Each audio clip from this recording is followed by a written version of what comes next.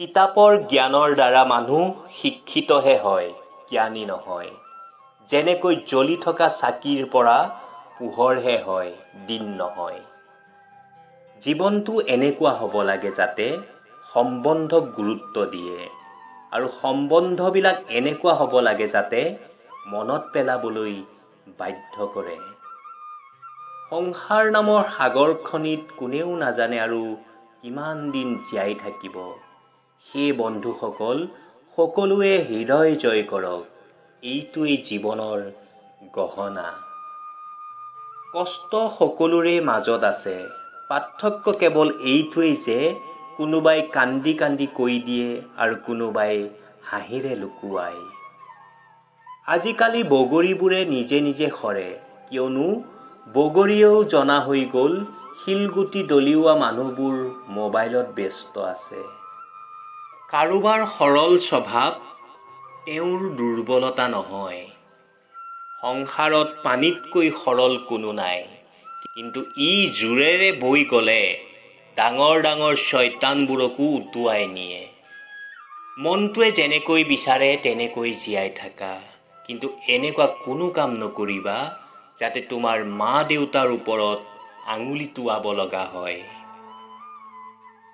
এই জীৱনত কোনো কাৰো নহয়। আমি ভাবো কোনোবা আছে যি কেৱল আমাৰ, কিন্তু সময় আহিলে সেয়াও আমাৰ নহয়। গোলাপ দিলেই প্ৰেম নহয়, গোলাপৰ দৰে চম্ভালি ৰখাহে প্ৰেম। মা দেউতাৰ মৰমেই কেৱল এনেকুৱা মৰম যিটো বাস্তৱত নিস্বাৰ্থ আৰু বিনা চৰ্তত ক্ষমা কৰি দিয়ে। পুৱা হোৱালৈকে ফুলেও নাজানে মন্দিৰলৈ যাবনে শ্মশানলৈ যাব। সেই জীৱনত সদায় হাঁহি ফূৰ্তিৰে জীয়াই থাকক।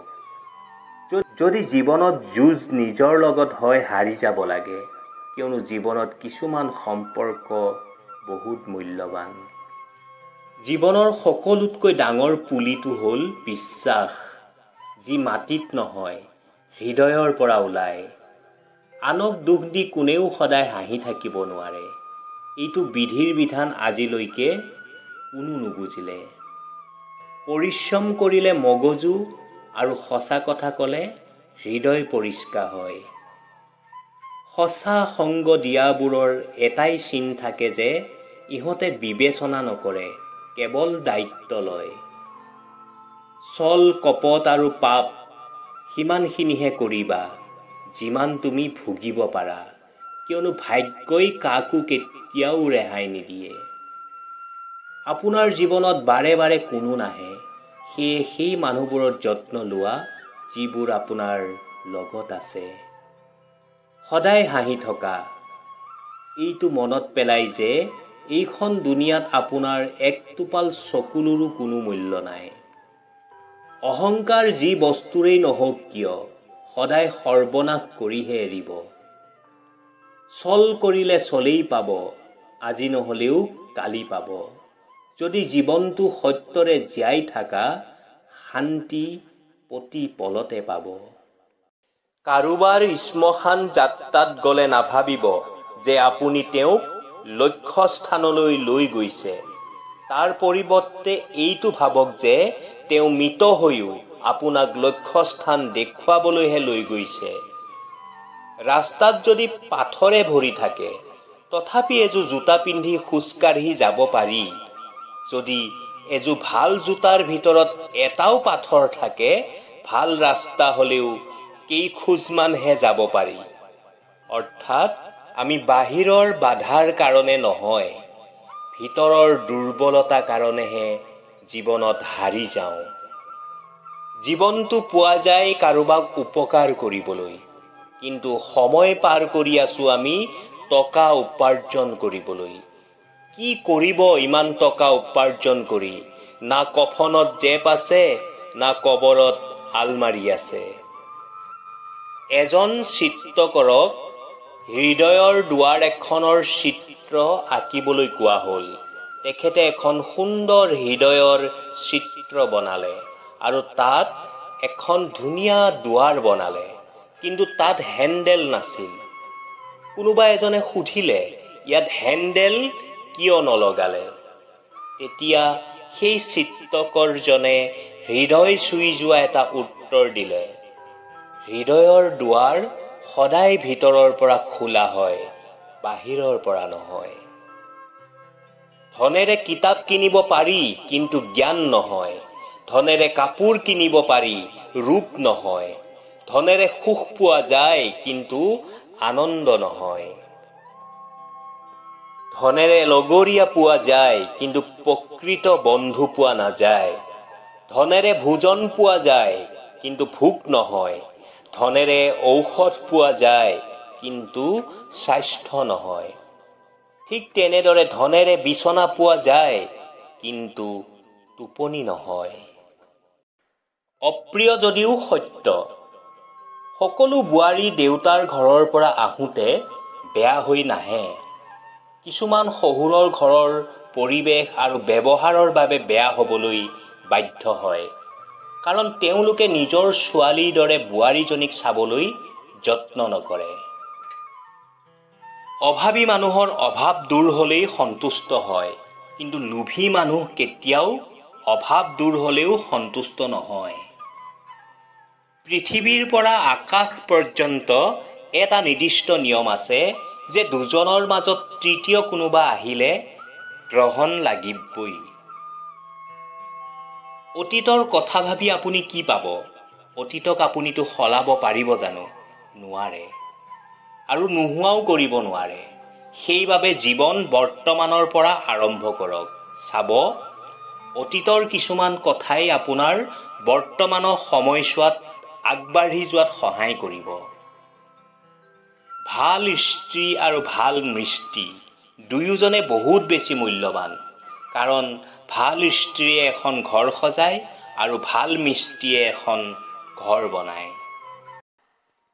পানীত তিতি থকা কাগজখনৰ দৰে হৈ পৰিছে জীৱনটো। না কাগজখনত আকৌ লিখিব পাৰিম, না জ্বলাই দিব পাৰিম। আমি সদায় আমাৰ সুখ বাহিৰৰ জগতখনত বিচাৰি ফুৰোঁ, কিন্তু সুখৰ আচল ঠিকনা বাহিৰত নহয়, আমাৰ অন্তৰৰ ভিতৰতে আছে। ব্যস্ততাৰ ভিতৰত হেৰাই যোৱা যেন নহয়, হাজাৰ ব্যস্ততাৰ মাজতো খবৰ লোৱা যেনহে আপোন। সঁচা ক'বলৈ গ'লে আজিৰ পৃথিৱীত আপোনাৰ মূল্য তেতিয়ালৈকেহে থাকিব যেতিয়ালৈ আপোনাৰ হাতত টকা অথবা আপোনাৰ প্ৰয়োজন থাকিব। বয়স অনুপাতে অভিজ্ঞতা কিমান নাজানো, কিন্তু প্ৰত্যেকজন মানুহেই যে এখন মুখা পিন্ধি থাকে সেইটো জ্ঞাত হলো। সেয়েহে নিজকে আজিকালি মানুহৰ ভিৰৰ পৰা আঁতৰাই নিজৰ মাজতেই ব্যস্ত থাকোঁ। প্ৰেম শব্দটো সৰু হ'লেও ই এজন মানুহক ধ্বংস কৰাৰ ক্ষমতা আছে।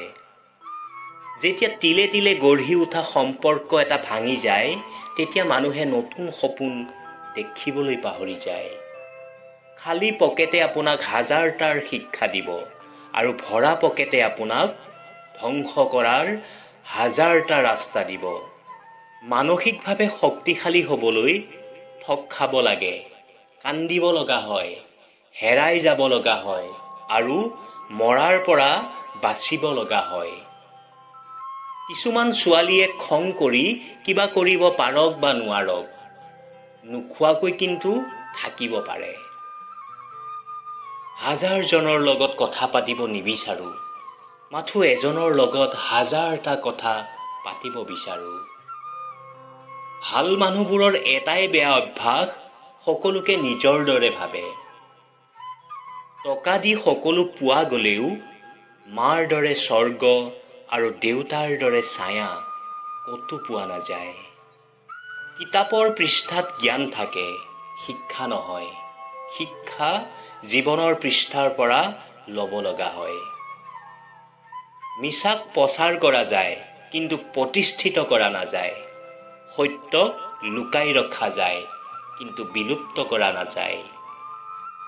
যদি জীৱনত ভালে থাকিব বিচৰা, পুৰণা অভ্যাসবোৰ বাদ দিয়া। অতীতৰ পৰা শিক্ষা লোৱা, নিজৰ দুৰ্বলতাবোৰ গোপন কৰা, শিকা আৰু কাৰোৰ পৰা একো আশা নকৰিবা। মই হেৰাই গ'লেও ভয়ৰ কাৰণ নাই, কাৰণ মোক বিচাৰিবলৈ কোনো নাই। মই কষ্ট পালেও ক্ষতি নাই, কাৰণ মোক বুজিবলৈ কোনো নাই। সেইজনেই বেছি হাঁহে যিজনে গোপনে কান্দে, সেইজনেই নিজকে হেপ্পী দেখায় যিজনে নীৰৱে মন মাৰি থাকে। সেইজনেই কয় সুখৰ অভাৱ নাই, যাৰ জীৱনত কষ্টৰ বাহিৰে আন একো নাই। শাৰীৰিক সম্পৰ্কই যদি ভাল পোৱাৰ আচল উদ্দেশ্য হয়, তেতিয়াহ'লে বেইছা সকলোতকৈ বেছি ভাল পোৱা কোনেও দিব নোৱাৰে। তিনি ধৰণৰ মানুহৰ অহংকাৰ বেছি থাকে। 1. বেছি শিক্ষিত হ'লে, 2. বেছি সুন্দৰ হ'লে, 3. হঠাৎ ধনী হ'লে। জীয়াই থকা সেইজনৰ কাৰণে যিয়ে তোমাৰ কাৰণে মৰে, হাঁহা সেইজনৰ কাৰণে যিয়ে তোমাৰ কাৰণে কান্দে, ভাল পাবা সেইজনক যিয়ে তোমাক নিজতকৈ বেছি ভাল পায়। ঠগাই সেইসকলে যাক আমি মনৰ পৰা বিশ্বাস কৰোঁ। বিশ্বাস পৃথিৱীৰ সকলোতকৈ দামী বস্তু, এইটো সস্তীয়া লোকে বহন কৰিব নোৱাৰে। যিয়ে তোমাক নিবিচাৰে তাৰ পিছত দৌৰি নাথাকিবা, ইয়াতে সি বিৰক্ত হ'ব আৰু বিনিময়ত তুমি বহুত কষ্ট পাবা। বুজি পোৱা নাযায় কিয় এৰি থৈ যায় আমাক সেইবোৰ লোকে যিবোৰক নেকি আমি আমাৰ জীৱন বুলি ভাবি কেতিয়াও এৰিব বিচৰা নাছিলোঁ।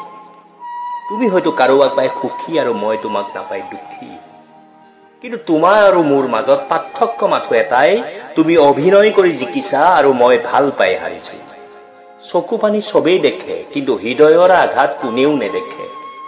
পোৱাৰ আনন্দ কেইদিনমান থাকে, কিন্তু নোপোৱাৰ বেদনা জীৱনটো পাহৰিব পৰা নাযায়। সৰু এটা মিছা কথাৰে কাৰোবাক হৰুৱা বহুত সহজ, কিন্তু পৰৱৰ্তী সময়ত তাক হাজাৰ সঁচা কথা ক'লেও ঘূৰাই পোৱাটো বহুত কঠিন। সিদিনাখনৰ মই আৰু আজিৰ মই মাজত বহুত পাৰ্থক্য। সিদিনা অলপ আঘাত পালে কান্দিছিলোঁ, মন বেয়া কৰিছিলোঁ, ভাগি পৰিছিলোঁ। কিন্তু আজি কোনোবাই আঘাত দিলে হাতৰ মুঠি টানকৈ ধৰি নিজকে কওঁ ইটছ অ'কে, এনেকুৱা হৈয়ে থাকে মোৰ লগত, নতুন একো নহয়, চব ঠিক হৈ যাব। হঠাৎ সলনি হোৱা মানুহৰ পিছফালে থাকে সীমাহীন কষ্ট, যি সকলোৱে উপলব্ধি কৰিব নোৱাৰে। কাৰো মনত আঘাত নিদিবা, সুখী থাকিব নোৱাৰিবা। ভাল পাব নাজানিলে অভিনয় নকৰিবা, মনত ৰাখিবা। কাৰোবাৰ চকু পানী তোমাৰ জীৱনত অভিশাপ হৈ পৰিব। সময়খিনি তাকেই দিয়া যিয়ে সময়ৰ মূল্য বুজে, আৰু সম্পৰ্ক তাৰ কাষতে ৰাখা যিয়ে তোমাৰ গুৰুত্ব বুজে। মানুহে যোগ্যতাতকৈ বেছি কিবা পাই গ'লে কেতিয়াও তাৰ মূল্য বা গুৰুত্ব নুবুজে। বিশ্বাস বস্তুটো বহুখিনি চিচাৰ গ্লাছৰ নিচিনা, এবাৰ ভাঙি গ'লে সেইটো আৰু ঘূৰাই পোৱা নাযায়।